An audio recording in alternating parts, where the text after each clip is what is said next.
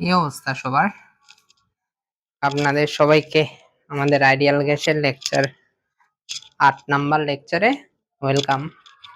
তো আমরা ideal gas পড়তে পড়তে কিন্তু অনেক দূর চলে এসেছি। হ্যাঁ, তো আইডিয়াল গ্যাসের প্রধান যে দুইটা পার্ট আছে, অর্থাৎ সিকিউ বা বলো বা এমসিকিউ বলো, বা যে অংশ থেকে বোর্ডে প্রশ্ন করতে স্যাররা বেশি স্বাচ্ছন্দ্য বোধ করে, হ্যাঁ বেশি পছন্দ করে, তার একটা পার্ট অলরেডি আমরা শেষের দিকে। তো এরপরে আরেকটা পার্ট বাকি থাকবে। তো বিগত ক্লাসের মতো আজকের 8 নাম্বার ক্লাসটাও হবে আমাদের ম্যাথের উপর ক্লাস, অর্থাৎ ম্যাথ নিয়ে আমরা ক্লাসটা সম্পন্ন করব। অলরেডি আমাদের এই 7টা ক্লাস হয়ে গেছে। আইডিয়াল গ্যাসের উপর 7টা ক্লাস অলরেডি আমাদের হয়ে গেছে। ওই 7টা ক্লাস তোমরা অবশ্যই সিরিয়ালি করে তারপরে এই 8 নাম্বার ক্লাসটা করতে আসবে, অর্থাৎ 8 নাম্বার ক্লাসটা তোমরা সিরিয়ালি করবে, শেষ করবে। হ্যাঁ, সিরিয়ালি শেষ না করলে অনেক সময় কি তোমরা পড়া ধরতে পারবে না, কারণ এখনো তোমরা হচ্ছে বিগিনার, তোমরা এখনো শুরুর দিকে। যখন একবার শেষ হয়ে যাবে কি তখন তোমার ইচ্ছা মতো তুমি ক্লাসগুলো কি করতে পারবা, কন্টিনিউ করতে পারবা। তাইলে আসো আজকে আমরা যে ম্যাথটা দিয়ে শুরু করব, অর্থাৎ গত ক্লাসে কিন্তু আমরা এই ম্যাথটা শেষ করছি, অর্থাৎ এই বইয়ের এই 2 নাম্বার ম্যাথটা আমরা করছি। তো আজকে এই 3 নাম্বার ম্যাথটা দিয়ে আমরা ক্লাসটা শুরু করতে যাচ্ছি। 3 নাম্বার ম্যাথটা দিয়ে আসেন। 3 নাম্বারে কি বলছে? 3 নাম্বারে বলছে 29 ডিগ্রি সেলসিয়াস তাপমাত্রায়, অর্থাৎ তাপমাত্রা কত, 29 ডিগ্রি সেলসিয়াস তাপমাত্রায় 3 গ্রাম নাইট্রোজেন, নাইট্রোজেন গ্যাসের মোট গতিশক্তি নির্ণয় করো। নাইট্রোজেনের গ্রাম আণবিক ভর 28 গ্রাম। 29 ডিগ্রি সেলসিয়াস তাপমাত্রায় 3 গ্রাম নাইট্রোজেন। তো আচ্ছা, 3 গ্রাম নাইট্রোজেনের গ্যাসের মোট গতিশক্তি এবার বের করতে বলছে, কি গতিশক্তি বের করো। কি বের করো? আমার গতিশক্তি বের করতে বলছে। তো গতিশক্তি এক, গতিশক্তি গতিশক্তি অর্থাৎ ইকে, গতিশক্তি ইকে। গতিশক্তির উপরে আমাদের 3টা সূত্র আছে। কয়টা? 3টে সূত্র। গতিশক্তির উপরে আমাদের কয়টা সূত্র আছে দেখি মনে পড়ে কিনা। গতিশক্তিতে আমরা কয়টা সূত্র শিখছি? গতিশক্তি বের করার সময় 3টে সূত্র শিখছি। মেন যে 3টে সূত্র, আগে এই 3টে সূত্রগুলো একটু যদি আমরা মনে করি। একে সমান 3/2 পিভি। 2 নাম্বার গতিশক্তি একে সমান 3/2 এনআরটি। 3 নাম্বার গতিশক্তি একে সমান 3/2 কেটি। ঠিক আছে, এই 3টে সূত্র আমরা শিখছি। তো এখন গতিশক্তির ক্ষেত্রে যে 3টা সূত্র শিখছি, এখানে যে 3টা, অবশ্যই এখানে আমাদের যে লটা মেনে চলতে হয় সেটা হচ্ছে কি, স্বাধীনতার মাত্রা। স্বাধীনতার মাত্রা, এই জিনিসটা মাথায় রেখে অঙ্কগুলা করতে হয়। এখন আমাদের কিছু কিছু বইয়ে স্বাধীনতার মাত্রা ধরে অঙ্কগুলা করছে, আবার কিছু কিছু বইয়ে স্বাধীনতার মাত্রা ধরে নেই। তবে বোর্ডের ক্ষেত্রে তেমন একটা সমস্যা হবে না, তবে তোমরা যখন অ্যাডমিশনে যাবা তখন অবশ্যই তোমাদের স্বাধীনতার মাত্রা কনসেপ্টটা আনতে হবে। ম্যাথগুলো করার সময় অবশ্যই কি স্বাধীনতার মাত্রা কনসেপ্টটা কি আনতে হবে। এটা একদম ধরা বাঁধা, এটা না আনলে হবে না, অ্যাডমিশনে মাস্ট আনতে হবে। গতিশক্তির ক্ষেত্রে স্বাধীনতার মাত্রাগুলা অর্থাৎ ডফ, ডিওএফ, ডফের মানটা বিবেচনায় আনতে হবে।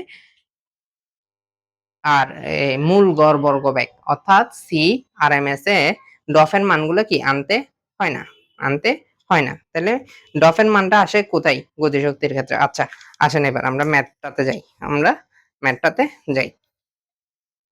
আসেন ম্যাথটাতে কি বলছে, 29 ডিগ্রি সেলসিয়াস তাপমাত্রায়, অর্থাৎ এই 3 নম্বর ম্যাথটাতে তাপমাত্রা বলে দিয়েছে টি সমান কত, 29 ডিগ্রি সেলসিয়াস। তো এটাকে কোথায় নিয়ে যান, কেলভিনে নিয়ে যান। তাহলে 29 এর সাথে 273 কি করেন, যোগ করেন। তাহলে কেলভিনে আসলে হবে 302 কেলভিন। অবশ্যই কেলভিন এককে নিয়ে যেতে হবে, কেলভিন এককে না নিলে আমার হবে না, আমাকে কেলভিনে নিয়ে যেতে হবে। 29 ডিগ্রি সেলসিয়াস তাপমাত্রায় 3 গ্রাম নাইট্রোজেন, অর্থাৎ নাইট্রোজেনের মোট ভর, নাইট্রোজেন গ্যাসের মোট ভর কত, নাইট্রোজেন গ্যাসের মোট ভর, গ্যাসের মোট ভর, মোট ভর আমরা জানি, অর্থাৎ মোট ভর না, আণবিক ভর বড় হাতের এম, মোট ভর বলতেছি, আণবিক ভর বড় হাতের এম সমান আমরা জানি নাইট্রোজেন, কালকে শিখেছি কেমনে ভরটা বের করতে হয়। কিন্তু নাইট্রোজেন তো হচ্ছে আমার এই N2, নাইট্রোজেন কত N2 আকারে আছে। নাইট্রোজেনের এমনি পারমাণবিক সংখ্যা হচ্ছে 7, 7 এর ডাবল হচ্ছে কত 7 দুগুণে 14 গ্রাম, কিন্তু 2 থাকার কারণে 14 গুণ কত 28, 28 গ্রাম পার মোল। দুইটা নাইট্রোজেন অণু থাকার কারণে 28 গ্রাম পার মোল হবে। তাইলে নাইট্রোজেন গ্যাসের আণবিক ভর m এর মান কত হবে 28 গ্রাম পার মোল। 28 গ্রাম পার মোল, এটা হচ্ছে আমার নাইট্রোজেন গ্যাসের আণবিক ভর। আচ্ছা, নাইট্রোজেন গ্যাসের আণবিক ভর। আচ্ছা, তো এটা হচ্ছে আমরা জানি নাইট্রোজেন গ্যাসের। আচ্ছা, আণবিক ভর বড় হাতের M। এখানে 3 গ্রাম নাইট্রোজেনের কথা দিয়ে দিচ্ছে, অর্থাৎ নাইট্রোজেনের প্রদত্ত ভর একটা দিয়ে দিচ্ছে। নাইট্রোজেনের প্রদত্ত ভর একটা দিয়ে দিয়েছে, বা ভর যেটাকে আমরা ডব্লিউ বলি আর কি, 3 গ্রাম যেটা দিয়ে দিচ্ছে ওইটা 3 গ্রাম, আর যেটা জানি সেটা হচ্ছে বড় হাতের M। তো গ্যাসের মোট গতিশক্তি ব্যবহার করতে বলছে। গ্যাসের মোট গতিশক্তি অর্থাৎ নাইট্রোজেন গ্যাসের গতিশক্তিটা বের করো। তো নাইট্রোজেন গ্যাসের গতিশক্তি বের করার ক্ষেত্রে দেখেন তো আপনাকে এখানে তাপমাত্রা দিয়ে দিয়েছে। W/m মানে হচ্ছে কি মোল সংখ্যাটা আপনি জানেন, আর এর মান তো আপনি জানেন, তাহলে গতিশক্তি কোন সূত্রটা ইউজ করলে হবে? তো অবশ্যই গতিশক্তি 3/2 nRT সূত্রটা দিলে আমার ইজিলি কি গতিশক্তির মানটা বেরিয়ে আসতেছে। তো তো একটু দেখি, হ্যাঁ এইভাবেই তো করছে, গতিশক্তি সমান 3/2 nRT। হ্যাঁ শেষ। তো দেখেন তো তো আমরা জানি কি এই নাইট্রোজেনের মোল সংখ্যা সূত্রটা কি, নাইট্রোজেনের মোল সংখ্যা n এর মান কত হবে, মোল সংখ্যা n এর মান W/m, এটা আমরা জানি না, এটা আমরা জানি। তো W এর মান কত 3/m এর মান কত 28, তাহলে কত মান একক হবে, এটা মোল হবে। 3/28 মোল, তাইলে 3/28 মোল হলে তো আমরা জানি গতিশক্তি E সমান কত 3/2। আচ্ছা, এখানে 3/2 nRT, এটা হচ্ছে কি, এটা ওরা ই দিয়ে করছে, এটা ওরা ডফ ছাড়া করছে, অর্থাৎ ডফের মান স্বাধীনতার মাত্রা ইউজ করে নাই। যদি স্বাধীনতার মাত্রা ইউজ করতো, স্বাধীনতার মাত্রা যদি ইউজ করতো তাইলে আমার গতিশক্তি হবে 5/2 nRT। কারণ নাইট্রোজেনের এখানে কত 2 আছে, তো রৈখিক হচ্ছে 3, আর এমনি 2 হচ্ছে কত 3 এ 2 এ কত 5, 3 এ 2 এ যোগ করলে কত হয়, 3 এ 2 এ যোগ করলে হয় 5। সেজন্য আমার কি হয়, সেজন্য আমি একটু চেক করে দেখি, আমি একটু ক্রস চেক করে দেখি ঠিকঠাক আছে কিনা।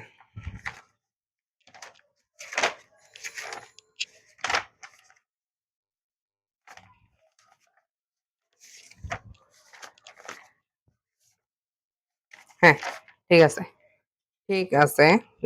গতিশক্তি হ্যাঁ ঠিক আছে। দ্বিপারমাণবিক গ্যাসের ক্ষেত্রে ডফের মান হয় 5, অবশ্যই 5/2 nRT হবে। এখন কিছু কিছু বইয়ে এখানে 5/2 nRT দিয়ে করছে, আর আগেকার দিনের বইগুলোতে বা স্যাররা লিখে গেছে এগুলা চেঞ্জ করে নেই 3/2। তো আমার মতে 5/2 nRT দিয়ে ম্যাথটা করা মানে উচিত হবে আর কি। 3/2 দিয়ে করলে বোর্ডে রাইট দেবে, কিন্তু কিসে রাইট দেবে না, অ্যাডমিশনের সময় কেটে দেবে। অ্যাডমিশনের সময় অবশ্যই 5/2 অর্থাৎ ডফ ইউজ করে ম্যাথগুলো করবা। তো 3/2 n এর মান কত, n এর মান হচ্ছে 3/28, আর r এর মান কত 8.314 আর t এর মান কত দিয়েছে এখানে 302 কেলভিন গুণ 302। এখন ক্যালকুলেটরে বসাও, যেটা আসে সেটা, তবে যেটা আসবে সেটা জুল। ঠিক সেম হচ্ছে এখানে 5/2, n এর মান কত 3/28, আর এর মান কত 8.314 গুণ 302। ক্যালকুলেটরে বসাও, যেটা আসে সেটা জুল, যেটা আসে সেটাই জুল। আচ্ছা, তো এখানে আমি দুইটা দেখাইছি, তার কারণ হচ্ছে যে এটা হচ্ছে ডফটা ইউজ করে, অর্থাৎ স্বাধীনতার মাত্রাটা ইউজ করে করলে এরকম হবে, আর স্বাধীনতার মাত্রা ইউজ না করে করলে এইভাবে आंसर হবে। এই ম্যাথটা আশা করি বুঝাতে পারছি। প্রথম ম্যাথটা আশা করি কি বুঝাতে পারছি। পরের ম্যাথটাতে আসে। আচ্ছা, আসেন। আচ্ছা, ঠিক সেম ভাবে যদি বুঝাই দিই, একই রকমের আরেকটা ম্যাথ, এই 5 নাম্বার ম্যাথটা যদি আগে একটু বুঝাই, তারপর 4 নাম্বার ম্যাথটাতে যাব।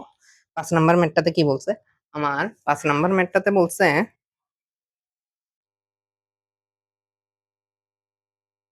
দেখেন 5 নাম্বার ম্যাথটাতে বলছে যে 5 নাম্বার ম্যাথটাতে কি বলছে এটা একটু খেয়াল করেন। 5 নাম্বার ম্যাথটাতে আমার বলছে 15 ডিগ্রি সেলসিয়াস তাপমাত্রায় প্রতি গ্রাম অণু 15°C তাপমাত্রায় প্রতি গ্রাম অণু হিলিয়াম গ্যাসের গতিশক্তি কত? হিলিয়াম গ্যাসের গতিশক্তি প্রতি 15°C তাপমাত্রা, তাহলে তাপমাত্রা কি দিয়েছে?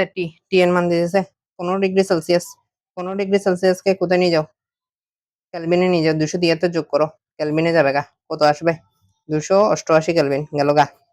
তো প্রতি গ্রাম অণু হিলিয়াম গ্যাস, প্রতি গ্রাম অণু হিলিয়াম গ্যাসের অর্থ হচ্ছে যে মোল সংখ্যা হচ্ছে 1 গ্রাম অণু, মোল সংখ্যা হচ্ছে 1 মোল। প্রতি গ্রাম অণু মানে হচ্ছে মোল সংখ্যা কত মোল? 1 মোল। এন এর মান হচ্ছে কত? 1। এই জিনিসটা আমাদের অনেকে কি মাথায় থাকে না। প্রতি গ্রাম অণু মানে কি বোঝানো হয়েছে? প্রতি গ্রাম অণু মানে হচ্ছে মোল সংখ্যা কত? 1 মোল।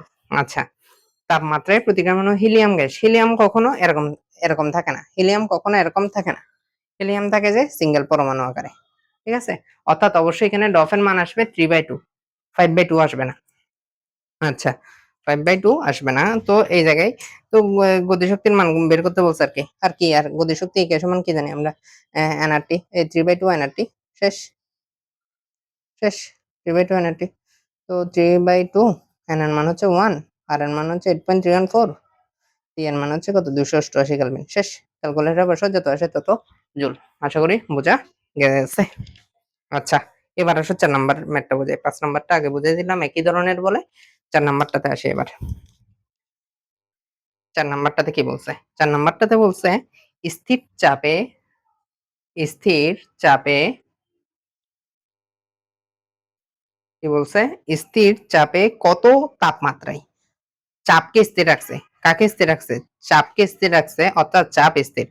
কত তাপমাত্রায়? মানে তাপমাত্রার মানটা বের করতে বলছে। কোন গ্যাস অণুর গড় বর্গবেগের বর্গমূল, অর্থাৎ সি এর মান, মূল গড় বর্গবেগের বর্গমূল মানে হচ্ছে কি? মূল গড় বর্গবেগের কথা বলছে।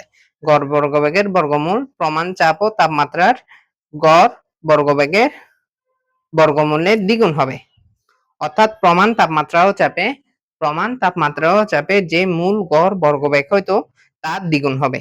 কত তাপমাত্রায়? অর্থাৎ তাপমাত্রার মানটা বের করতে বলছে। আসেন করি এবার। 4 নাম্বার ম্যাথটা করি। 4 নাম্বার ম্যাথটা করি।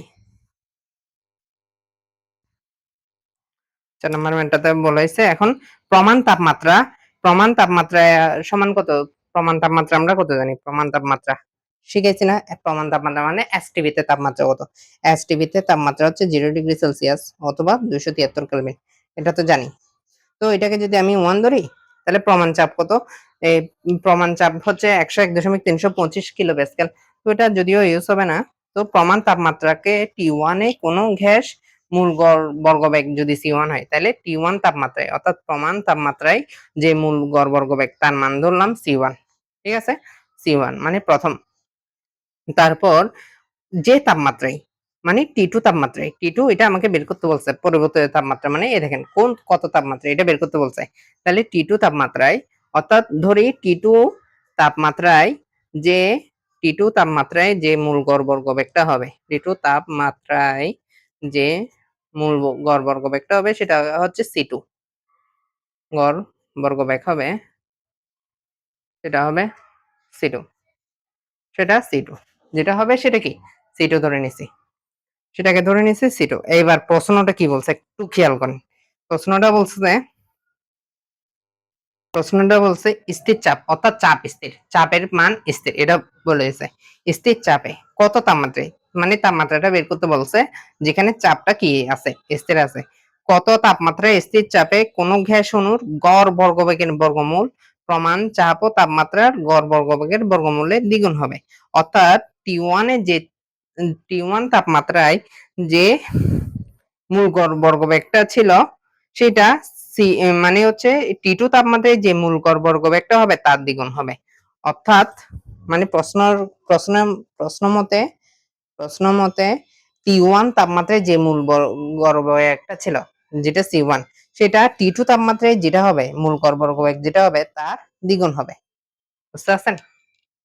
সত্যটা বুঝতে পারছেন প্রশ্ন থেকে? এই লাইনটা হচ্ছে ইম্পর্টেন্ট। এই লাইনটা যদি বুঝেন তাহলে আপনি কি মানে অঙ্কটা হয়ে গেছে। আর যদি এই লাইনটা না বুঝেন তাহলে অঙ্কটা হয়নি। মানে আপনি গোড়ার ডিম কিছুই বুঝেন নাই। আবার বলতেছি, কত তাপমাত্রায় কোন গ্যাসের অণুর গড় বর্গবেগের বর্গমূল প্রমাণ তাপমাত্রা ও প্রমাণ চাপ ও তাপমাত্রার গড় বর্গবেগের বর্গমূলের দ্বিগুণ হবে বলছে। তো T1 তাপমাত্রায় যে মূল গড় বর্গবেগটা হবে সেটা হচ্ছে C1। T1 তাপমাত্রায় যে মূল গড় বর্গবেগটা হবে সেটা C1। এই T1 তাপমাত্রায় যেটা হবে সেটা T2 তাপমাত্রায় যেটা হবে তার দ্বিগুণ হবে। এই শেষ। তো আমরা এবার জানি C এর সূত্র কি। তো এখান থেকে T2 এর মানটা বের করো। তো আমরা জানি কি C2 এর সূত্র হচ্ছে 3 K T2 divide by M সমান 2 into 3 K T1 divide by M। বুঝতে পারছেন? তো দেখেন কি কি করা যাচ্ছে। একটা জিনিস খেয়াল করবেন। দেখেন এটাকে আমরা √3 into √K √T2 √M এভাবে লিখতে পারি সমান 2 দিয়ে। ঠিক সেম ভাবে এদিকেও লিখতে পারি √3 √K √T1 divide by √M। তো দেখেন তো √M কাটা, √3 কাটা, √K কাটা, শুধু পড়ে আছে √T2 সমান 2 √T1। এখন উভয় পাশে যদি বর্গ করি T2 এর মান হবে 2 দুগুণে কত 4 T1 অর্থাৎ T1 তাপমাত্রার 4 গুণ। অর্থাৎ কত T1 তাপমাত্রার 4 গুণ। তো 4 গুণ T1 তাপমাত্রা কত 273। তো ক্যালকুলেটরে বসাও, আসবে ক্যালকুলেটরে বসাইলে আসবে যে 3589 3589.92 জুল। শেষ। এটাই হচ্ছে আমার আনসার। শেষ, একদম সোজা। ও সরি সরি সরি, এটা কি লিখছি বক্কর সকল 3589, না না স্যার না, এটা না, এটা ভুল লিখছি। এটা দেখে দেখে ভুল লিখতেছি। দেখো এটার আনসার হচ্ছে 1092 কেলভিন। ক্যালকুলেটরে মারো 1092 কেলভিন আসবে। দেখেন ম্যাথটা দেখেন, বোঝা গেছে কঠিন না, কিন্তু ম্যাথটা কঠিন না, একটু মানে বোঝাটা হচ্ছে ইম্পর্টেন্ট আর কি। কথার প্যাচটা একটু বুঝতে হয়। একদম সোজা, একদম সোজা। আশা করি আপনারা সবাই বুঝছেন, এটা কঠিন কিছুই না। বুঝতে পারছেন? আশা করি কি বুঝতে পারছেন। পরের ম্যাথটাতে যাই আমরা, 6 নাম্বার ম্যাথটাতে যাই। 6 নাম্বার ম্যাথটাতে যাই, কি বলছে দেখি। 6 নাম্বার ম্যাথটাতে বলছে 27 ডিগ্রি সেলসিয়াস তাপমাত্রায় দুইটা হিলিয়াম পরমাণুর গতিশক্তি কত বের করো। 27 ডিগ্রি সেলসিয়াস তাপমাত্রায়, কত ডিগ্রি সেলসিয়াস তাপমাত্রা 27।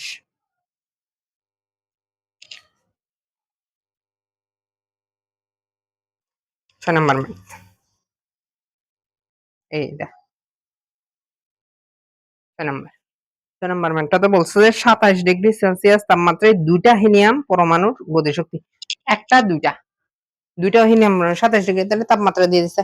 তাপমাত্রা টি সমান কত 27 ডিগ্রি সেলসিয়াস। 27 ডিগ্রি সেলসিয়াসকে যদি কেলভিনে নিয়ে যাও কি হবে, 27 যোগ 273 সমান কত 300 কেলভিন। শেষ, 300 কেলভিন। তো আমরা মূল গড় বর্গবেগ সরি মূল গতিশক্তি বের করতে চাই। যেহেতু হিলিয়ামের গতিশক্তি, হিলিয়াম কি হয় না, হিলিয়াম 2 হয় না, হিলিয়াম 2 হয় না, সেজন্য আমার ডফের মান এই জায়গায় 3/2, 5/2 আসবে না, তাহলে 3/2 আসবে গতিশক্তি বের করার ক্ষেত্রে। তো আমরা 3/2 ক্যাটি দিয়ে যদি করি, আমরা জানি একটি হিলিয়াম পরমাণুর গতিশক্তি একটির যদি বের করো, একটি কলার দাম যদি 2 টাকা হয়, দুইটি কলার দাম হবে 4 টাকা। একটি কলার দাম যদি 5 টাকা হয়, দুইটা কলার দাম হবে 10 টাকা। তো এখানে একটি হিলিয়াম পরমাণুর গতিশক্তি বের করলে আমি দুইটি হিলিয়াম পরমাণুর গতিশক্তি ইজিলি বের করে ফেলতে পারতেছি। ঠিক আছে, তাহলে একটি হিলিয়াম পরমাণুর গতিশক্তি, তো আমরা জানি একটি গতিশক্তি বের করতে, গতিশক্তি কত হয় একটু দেখেন। গতিশক্তি এটা হচ্ছে কার, একটার, তাহলে 3/2 ক্যাটি, তাহলে 3/2 কে এর মান তো আমরা জানি R/N, এটা মুখস্থ না থাকলেও সমস্যা নাই। টি এর মান হচ্ছে কত, টি এর মান এই জায়গায় 300। আর এর মান কত, আর এর মান হচ্ছে 8.314, আর এখানে হচ্ছে 6.02 × 10⁻23 গুণ 300। তাহলে ক্যালকুলেটর মারেন, এটা ক্যালকুলেটর মারেন কত আসে। তাহলে ক্যালকুলেটর মানেন 3/2 গুণ 8.314 ডিভাইড বাই 6.02 ইন্টু 10⁻23 গুণ 300 6 পয়েন্ট, এটার মান আসছে আমার এটার মান আসছে যে 6.0 কিরে একটু ভুল হয়েছে মনে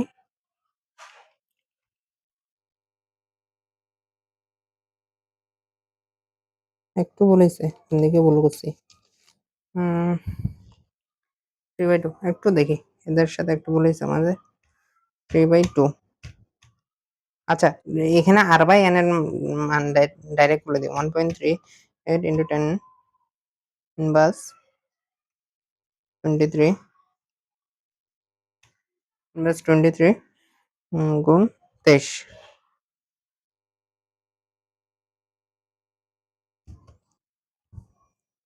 রে আমারটা তো ঠিক আছে, আমারটা তো বলেনি, এদের আনসারটা বলেছে। এদের আনসারটা কি ওরা করতে ভুল করছে, আমারটা ঠিক আছে। দেখছো, দেখছো নি কারবার, বইয়ে ভুল করতেছে নাকি আমি ভুল করতেছি? 3/2 বইয়ে ভুল করতেছে, আমার তো ভুল হয়নি, তাহলে আমারটা ঠিক আছে। আচ্ছা, তাহলে এটা হবে কত? ক্যালকুলেটর, আমার ক্যালকুলেটর দেখাচ্ছে কত? 6.21 গুণ 10⁻21 জুল। তাহলে এটা কতটা পরমাণুর গতিশক্তি? এটা হচ্ছে একটা পরমাণুর গতিশক্তি। তাহলে দুইটা পরমাণুর গতিশক্তি কত হবে? সুতরাং দুইটি পরমাণুর গতিশক্তি হবে, একটি পরমাণুর গতিশক্তি বের করছে তো একটি, দুইটি হিলিয়াম পরমাণুর গতিশক্তি পরমাণু, তাহলে 2 গুণ করে দাও এই জায়গায়, গতিশক্তি 2 গুণ করে দাও এই জায়গায়, 2 গুণ গতিশক্তি, তাহলে কত হয়? এটার সাথে 2 গুণ করে দাও, গুণ 2। ও ঠিক আছে। দেখছো নি একবার মাথা কেমনে পাগল হয়ে যায়। 10/20 জুল আনসার মিলে গেছে। ভুল না, বইটাও ভুল হয়নি, আমারটাও ভুল হয়নি, দুজনেরটা ঠিক আছে। একটু বুঝতে অসুবিধা হয়েছে।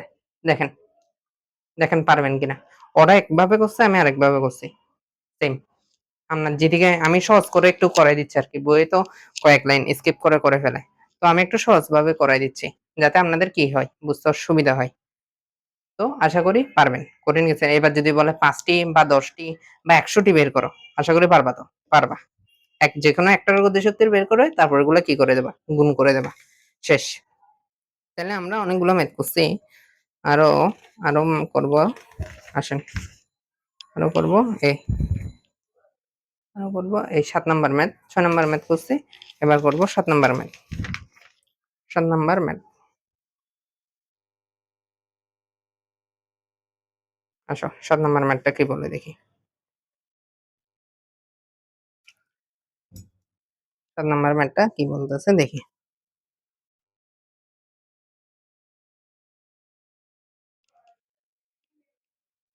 7 নাম্বার ম্যাথটাতে বলতেছে আমাদের, 7 নাম্বার ম্যাথটাতে বলতেছে একটি পাত্রে 27°C তাপমাত্রায় হিলিয়াম গ্যাস, আবার হিলিয়াম গ্যাস, হিলিয়াম গ্যাস আছে কত? 27°C তাপমাত্রা, অর্থাৎ তাপমাত্রা T সমান কত? এটা 7 নাম্বার ম্যাথ, হ্যাঁ 7 number.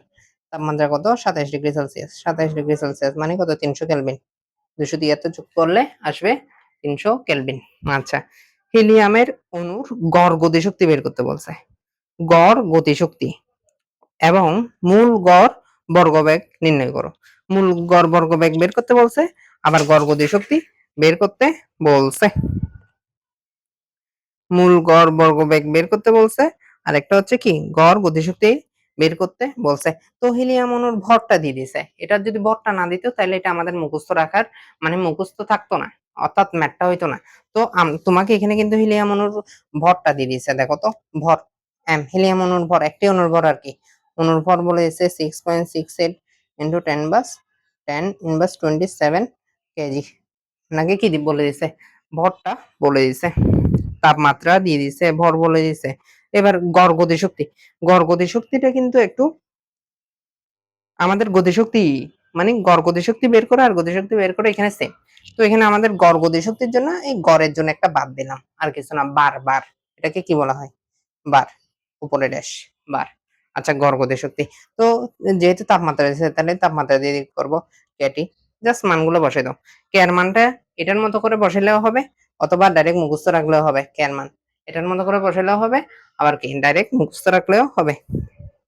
1.38 into 10^23 joule per kelvin direct মুখস্থ রাখলে। তো দেখো তো হয়ে গেছে, কে এর মান সূত্র বসাই, অঙ্কটা হয়ে গেছে। আর মূল গড় বর্গবেগ, তো মূল গড় বর্গবেগের সূত্রটাও তো জানি আমরা, সি সমান কত √3 কে টি ডিভাইড বাই এম, শেষ। 3 কে টি ডিভাইড বাই কি এম, হয়ে গেছে আমাদের সূত্রটা। তো এখানে কে এর মান জানো, টি এর মান জানো, এম এর মান দিয়ে দিছে, বসাও, মিটার পার সেকেন্ডে চলে আসবে। দেখো ম্যাথটা একদম সোজা, ম্যাথগুলা কঠিন নাকি? এই ম্যাথটা কঠিন কিনা আমাকে একটু বলো। হয়ে গেছে আমাদের, আশা করি হয়ে গেছে। আচ্ছা আমরা পরবর্তী ম্যাথে চলে যাই। হ্যাঁ, পরবর্তী ম্যাথটাতে চলে যাই। পরবর্তী ম্যাথে কি বলছে আমাদের, পরবর্তী ম্যাথে কি বলছে, আসেন। পরবর্তী ম্যাথটাতে বলছে যে আবির পদার্থবিজ্ঞান গবেষণাগারে, খেয়াল করবা ম্যাথগুলো কিন্তু কঠিন না, তবে না তবে বুঝলে সোজা, না বুঝলে কিন্তু কঠিন, ঠিক আছে? বুঝলে সোজা, না বুঝলে কঠিন। এটা হচ্ছে সিলেট বোর্ড 2015 সালের প্রশ্ন। সিলেট বোর্ড 2015 সাল, খেয়াল করবা সিলেট বোর্ড 2015। আমরা কিন্তু বেশ কিছু কি বোর্ড কোয়েশনও কি সলভ করে ফেলতেছি, তোমরা বুঝতেছো না।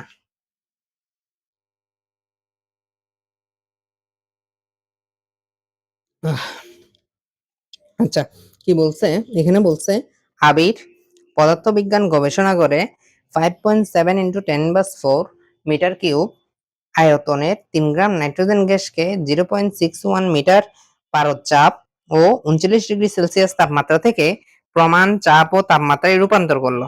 অর্থাৎ তোমাকে এখানে আয়তন দিয়ে দিছে 3 গ্রাম নাইট্রোজেন, মানে 3 গ্রাম নাইট্রোজেন দেওয়ার কথা, অর্থ হলো যে তোমাকে মোল সংখ্যা n এর মানটা দিয়ে দিছে।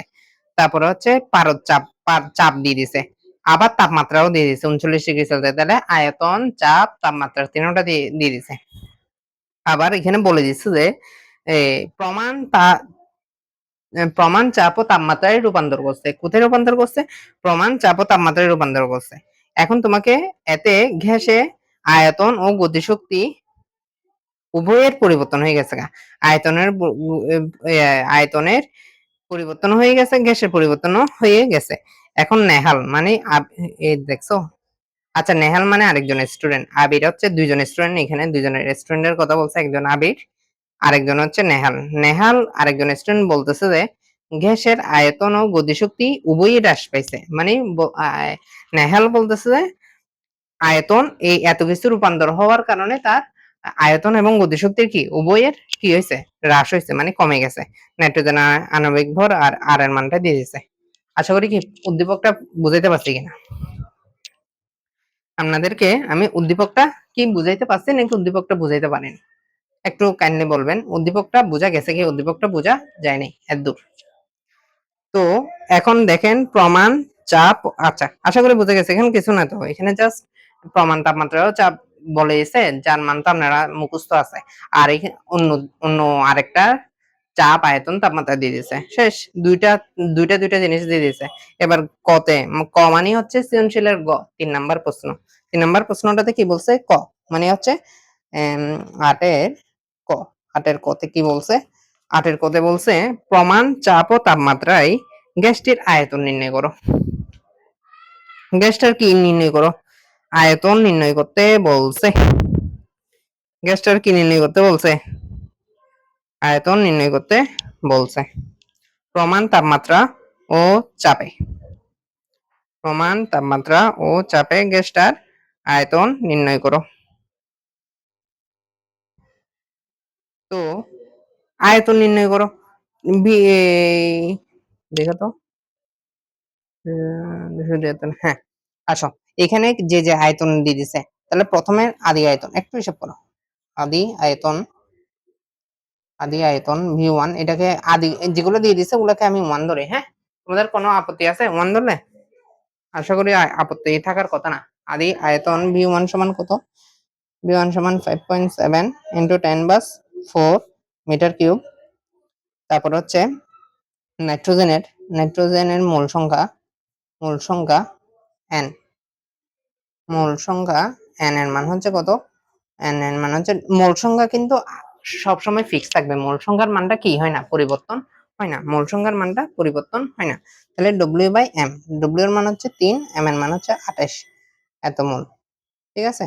আচ্ছা, নাইট্রোজেনের ক্ষেত্রে তারপর গ্যাসে চাপ, পারদ চাপ, আদি চাপ, আদি চাপ অর্থাৎ P1, P1 এর মান, P1 এর মান, P1 এর মান কত বলেছে?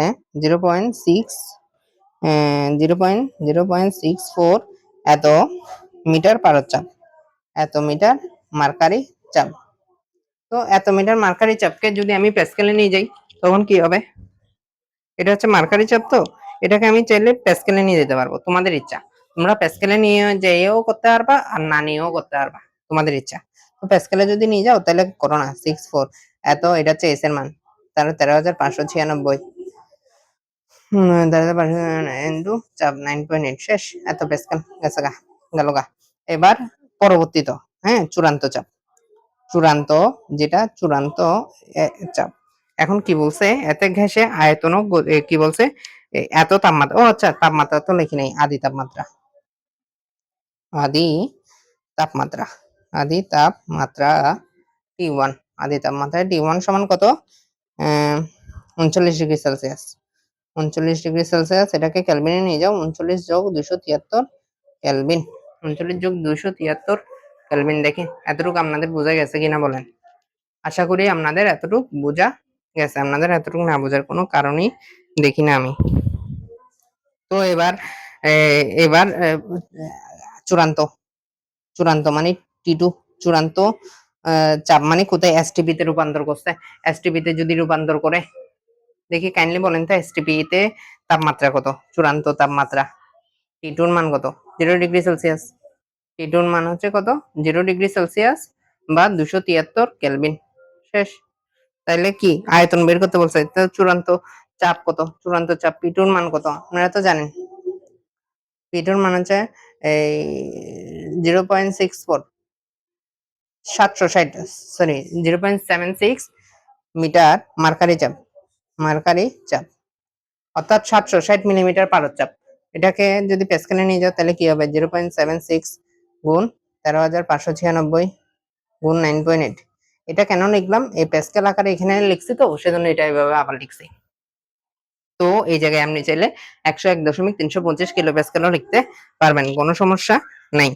তো এবার তাপমাত্রা গ্যাসটির আয়তন বের করতে বলছে, অর্থাৎ চূড়ান্ত আয়তন, চূড়ান্ত আয়তন ভি, আয়তন, আয়তন V2 এর মানটা কি বের করতে বলছে। তো দেখেন তো, একটু দেখেন তো, এখানে P1 V1 T1 আবার P2 V2, এখানে হচ্ছে কোনো কেউ স্থির না। কেউ যেহেতু স্থির না, তো এখানে আমার কি হবে? কেউ যেহেতু স্থির না, তাহলে এই জায়গায় আমার, এখানে যেহেতু কেউ কেউ স্থির না, তাহলে এই জায়গায় আমার ওই কার সূত্র, ওই বয়েল এবং চার্লসের সমন্বয় সূত্র যেটা, সেটাই ইউজ হবে। তো আমরা জানি বয়েল এবং চার্লসের সমন্বয় সূত্র হতে আমরা জানি, তো লেখো না, আমরা জানি, আমরা জানি P1 V1 divide by T1 সমান সমান P2 V2 divide by T2, এখান থেকে V2 এর, সুতরাং V2 সমান কত? P1 V1 T2 divide by P2 T1। তাহলে P1 V1 T2 divide by P2 T1। এখন যার যার মানগুলো বসাই দাও, এই সূত্রে যার যার মানগুলো বসাই দাও। এখানে এতগুলা মান বের করছি, এতগুলা মান প্রশ্ন থেকে বের করে এখানে লিখছি, যার যার মানগুলো বসাই দাও। তোমার মান বসাইলে আসবে 4.2 গুণ 10^3 মিটার কিউব, এটা আয়তনটা চলে আসবে, এই আয়তনটা চলে আসবে। আশা করি কি বোঝা, আশা করি কি বোঝা গেছে।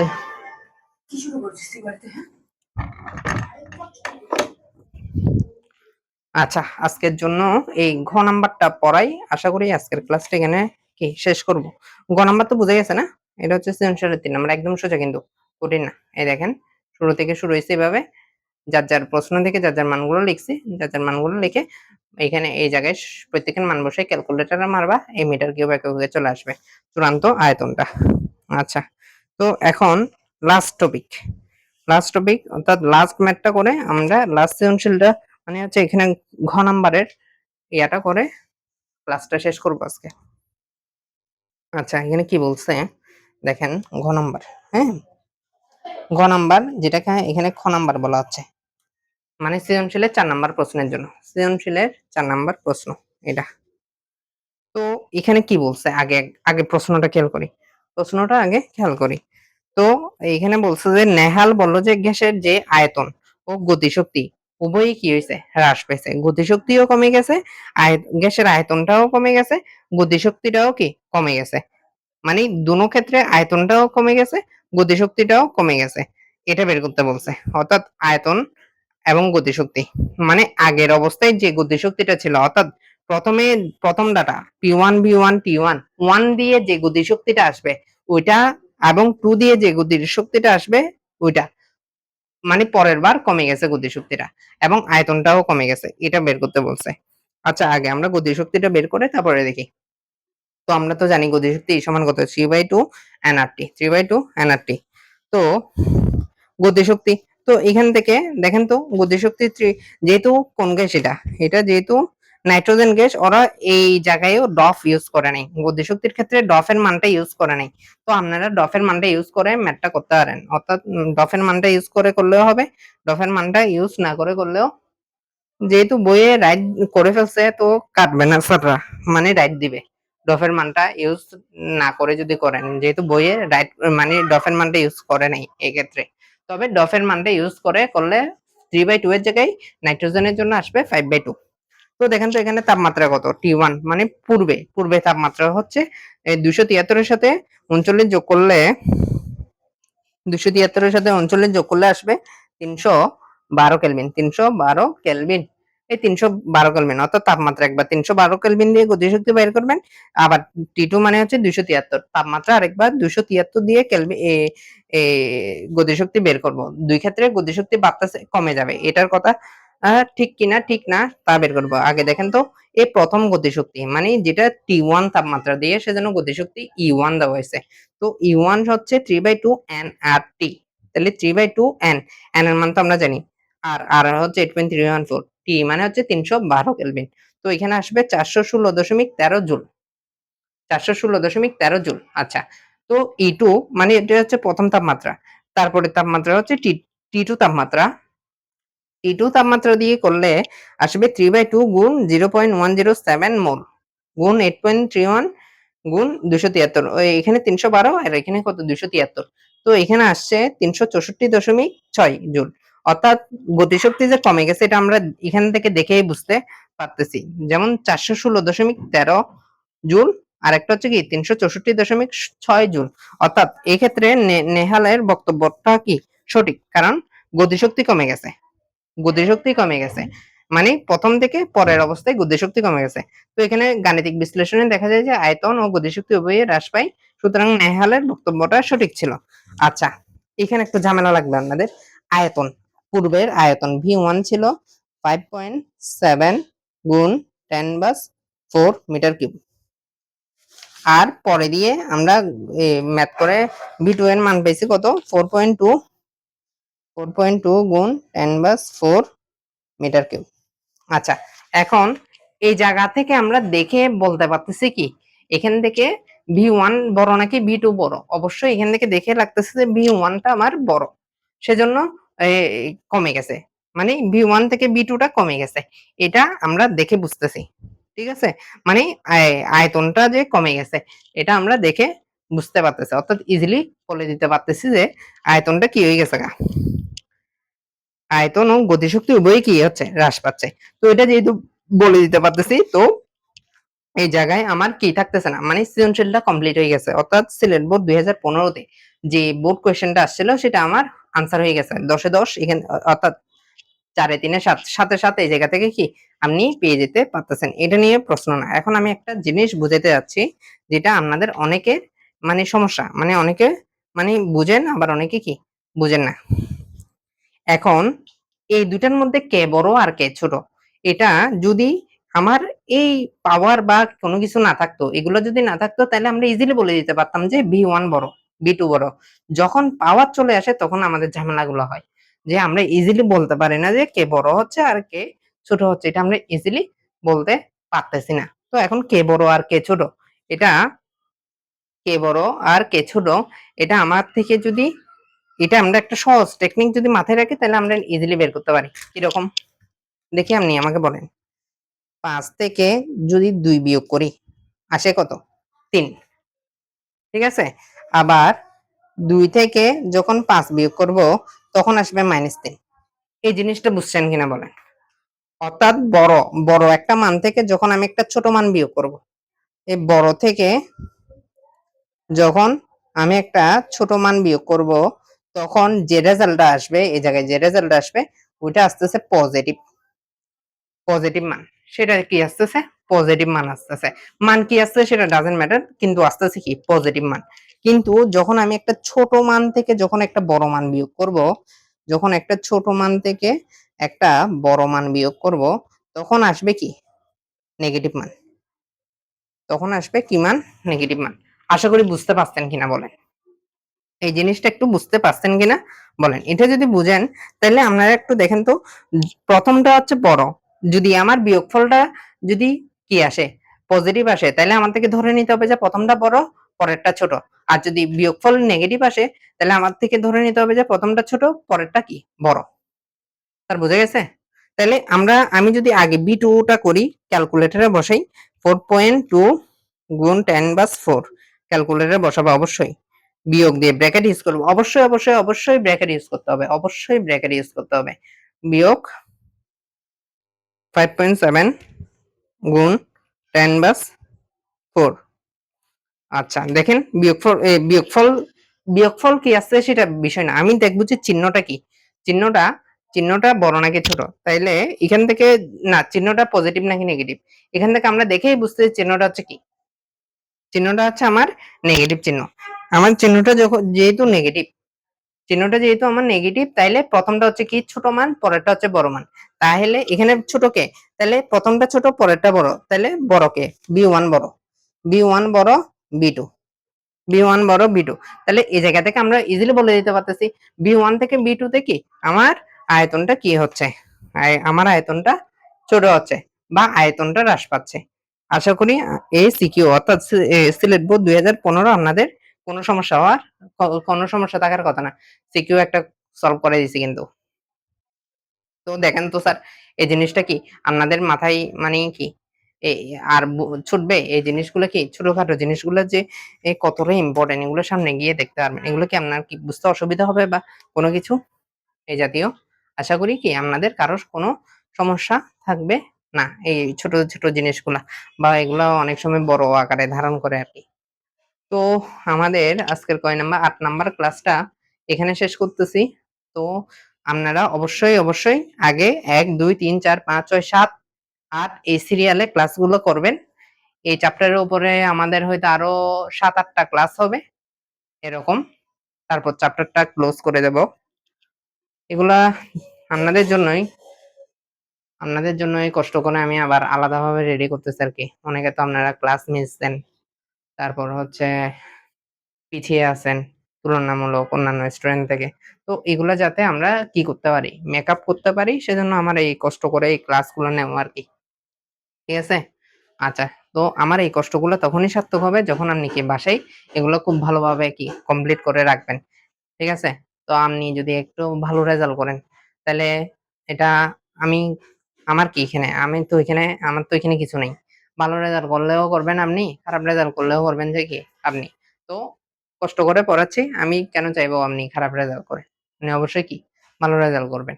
তো সেজন্য কি বাসায় একটু নিয়মিত পড়বেন আপনারা। বাসায় যদি না পড়েন ঠিকঠাকভাবে তাহলে তো হবে না। মানে রেজাল্ট তো আসবে না। আর ফিজিক্স বিষয়টা হচ্ছে এমন যে আপনার ওই এতটাও সোজা জিনিস না যে কি আমরা অন্যান্য সাবজেক্টের মতো বানাই লিখে দেব, বা এটা সম্পূর্ণই মানে প্র্যাকটিসের বিষয়। এই চ্যাপ্টারটা প্র্যাকটিস। এই চ্যাপ্টারটা প্রচুর প্র্যাকটিস করতে হয়।